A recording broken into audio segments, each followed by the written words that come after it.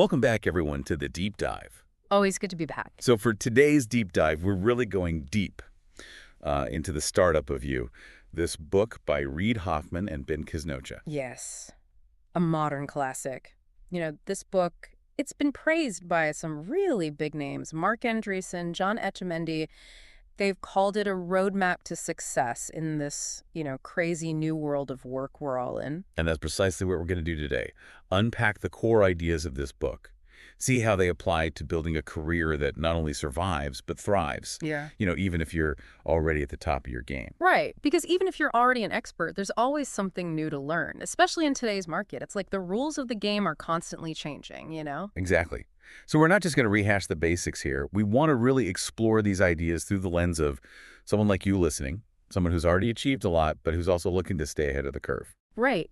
Because being successful now is not just about climbing the corporate ladder. It's about, taking ownership of your career, being adaptable and always learning, just like a startup. Yeah, and the book really challenges this whole idea of a predictable career path, that old career escalator model. You climb the ranks at IBM, GE, Goldman Sachs, put in your time and get rewarded, that kind of thing. Yeah, that model, it's not really relevant anymore, is it?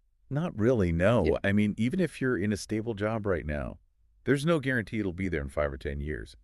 Globalization, automation. Yeah, those are huge factors. The book talks about how technology is changing everything, and not just blue-collar jobs. We're seeing it with stockbrokers, paralegals, even radiologists, jobs that used to be considered safe. Like, no job is truly safe anymore, which is why the authors say all humans are entrepreneurs. Even if you're not starting your own business, you have to approach your career with an entrepreneurial mindset. I like that. All humans are entrepreneurs. So how do we do that? How do we think like an entrepreneur in our careers? Well, the book talks about this idea of being in permanent beta. It's about Yeah. always learning, adapting, never staying still, just like a tech company constantly updating their software. Okay, so we need to be adaptable. We need to be constantly learning. Makes sense. But how do we actually create a competitive advantage? What makes us stand out in this crazy job market? So the authors break it down into 3 key elements. They call it assets, aspirations, and market realities. Your assets are what you bring to the table, right? Your skills, your knowledge, your network, your reputation. Okay, those are your soft assets. What about hard assets, like money and stuff? Right, those are important too. But the book argues that soft assets are actually more valuable in the long run because they're what make you unique. I can see that. So how do you actually turn these assets into a competitive advantage? Well, it's about finding the right combination, right? The Mhm. book uses this example of Joi Ito. He's this guy who's got this really interesting mix of Japanese heritage, American connections, and tech investment experience. And it's that unique combination that's made him so successful. I see. So it's not just about what it's about how all the pieces fit together. Exactly. And the book also talks about this idea of the true self. And they actually kind of challenge that whole notion. They say your identity is more fluid. It's something you build through your actions and experiences. Interesting. So it's not about finding yourself. It's about creating yourself. Right. And the third piece of the puzzle is market realities. Understanding the trends, the industries that are growing, where the opportunities are. Right, riding the wave, so to speak. Exactly. So the authors say, you can have all the skills and passion in the world, but if you're not aligned with the market, it's not going to get you very far. Makes sense. So we need to be aware of what's happening in the world, in our industries, but how do we actually put all this together into a plan? Well, that's where ABZ planning comes in. ABZ planning, what's that? So plan A is your current strategy, right? How you're using your assets to achieve your aspirations, all while staying aligned with the market. Plan B is your pivot. What you do if plan A hits a roadblock. I see. So it's like a backup plan. What about plan Z? Plan Z is your safety net. It's what you fall back on if everything else fails. Like if you lose your job or the market completely tanks. The book uses Sheryl Sandberg as an example. Her career has gone through so many twists and turns, but she's always had a plan. Interesting. It sounds like a good idea to have all these plans in place, but how do you actually come up with them, especially in such a fast-changing world? Well, the book emphasizes the importance of making small bets. Testing your assumptions without putting too much at risk. Like maybe you take a course, do some freelance work, or start a side project just to see how it goes. That makes sense. It's like dipping your toes in the water before you jump in. Right. And the book also talks about this idea of high option value first steps. Like if you're not sure what you want to do, Maybe you take a job that exposes you to a lot of different areas, like management consulting or something. Okay, so you're gathering information, exploring your options. What about when it's time to actually pivot? How do you know when to make a move? So the authors talk about these 10x forces. These are like major disruptions that completely change the game. Like, imagine you're a Detroit auto worker in the 80s, or a teacher having to adapt to online learning during the pandemic. Right, those are big changes. So when you see these 10x forces coming, that's when you need to start thinking about your plan B. Exactly. And the book also has this great example of James Games. He was this magazine editor who saw the writing on the wall with print media. So he started learning about digital media, blogging, social media, all that stuff. And he was able to transition his career successfully. That's impressive. He basically reinvented himself. Yeah, and that's what we all need to be prepared to do. So we've talked about assets, aspirations, planning. What about our network? How important is that? Huge. Yeah. The book actually calls it investing in yourself, because your network is one of your most valuable assets. Right, but we're not talking about, just going to cocktail parties and collecting business cards. Right. The book emphasizes the importance of building genuine relationships. It's about helping people, adding value to their lives. And yes, sometimes having fun together. I like that. So it's not about what people can do for you, it's about what you can do for them. Exactly. Oh. And the book talks about these different types of relationships. You have your allies, Yeah. who are your close confidants, your mentors, the people you can always rely on. Right, those are your inner circle. What about the people you're not as close to? So those are your weak ties or acquaintances.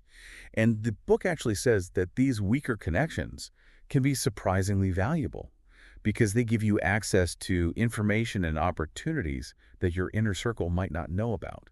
Interesting. It's like the more diverse your network is, the more you'll learn. Exactly. Mhm. And the book even has this reference to Dunbar's number. It's this idea that there's a limit to how many close relationships we can maintain.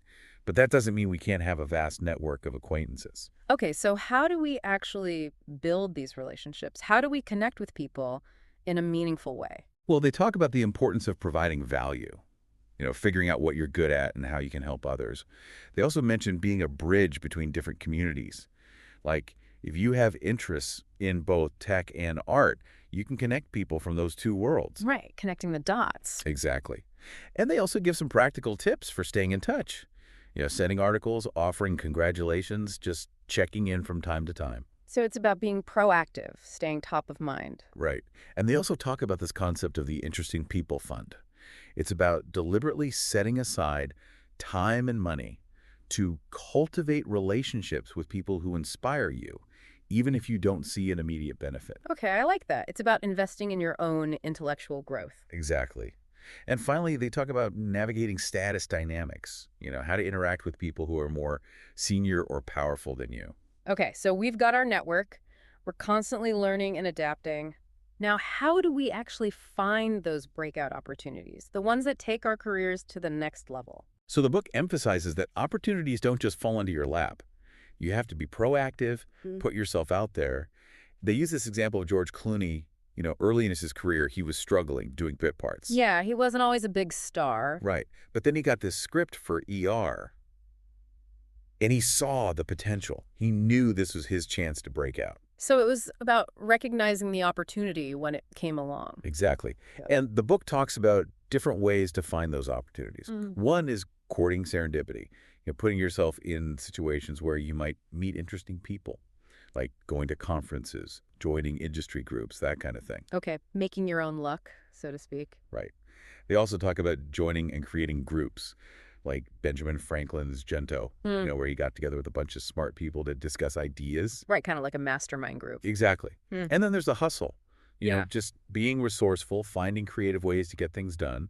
The book has this great example of the Airbnb founders, how they were struggling to get their business off the ground. Yeah, they were really scrappy. Right. So they came up with this idea to sell cereal boxes with Obama and McCain's faces on them during the election. It's Right. just this random quirky idea, but it got them a ton of press coverage. So sometimes you just have to think outside the box. Exactly. So we're finding opportunities, but how do we manage the risks? Because every opportunity comes with some level of risk. Right.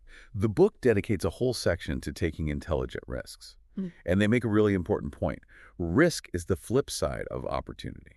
I like that. It's like you can't have one without the other. Right. So if something seems completely risk-free, it's probably not that big of an opportunity. The book uses this quote from Reed Hastings, the CEO of Netflix. He says, "The pain of strategic choices is the price of great opportunities."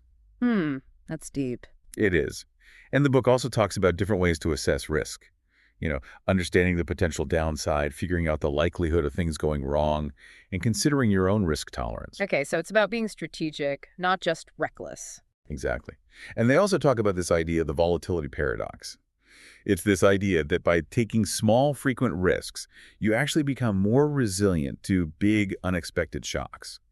Interesting. So it's like building up your risk muscles. Right. Because if you're always playing it safe, you're not prepared for when things inevitably go wrong. Okay, so we need to be smart about taking risks. What's the final piece of advice? So the last chapter is all about tapping into your network intelligence.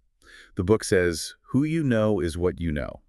And in today's world, that's more true than ever. Right, because information is changing so fast. What you learned in school might be outdated by the time you graduate. Exactly. So you need to be constantly tapping into your network, asking questions, getting insights from people who are on the front lines. So it's about leveraging the collective wisdom of your network. Exactly. And they talk about the importance of both asking questions and sharing information, being a valuable member of your network. So it's about giving as much as you take.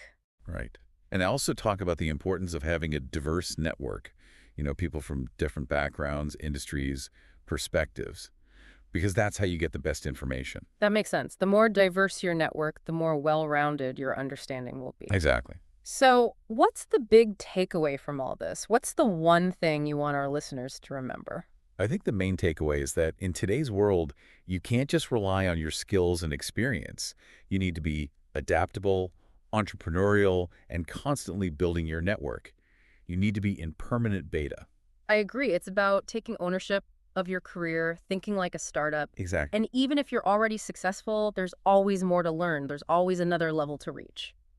So for all our expert listeners out there, here's a final thought. What's one assumption you're making about your career right now? And how could you use the principles we've discussed today about understanding market realities, leveraging your network, being adaptable to test that assumption? That's a great question. It's something we all need to be thinking about because the only constant is change. So true. Thanks for joining us for this deep dive. It's been a pleasure. Until next time. See y'all next time.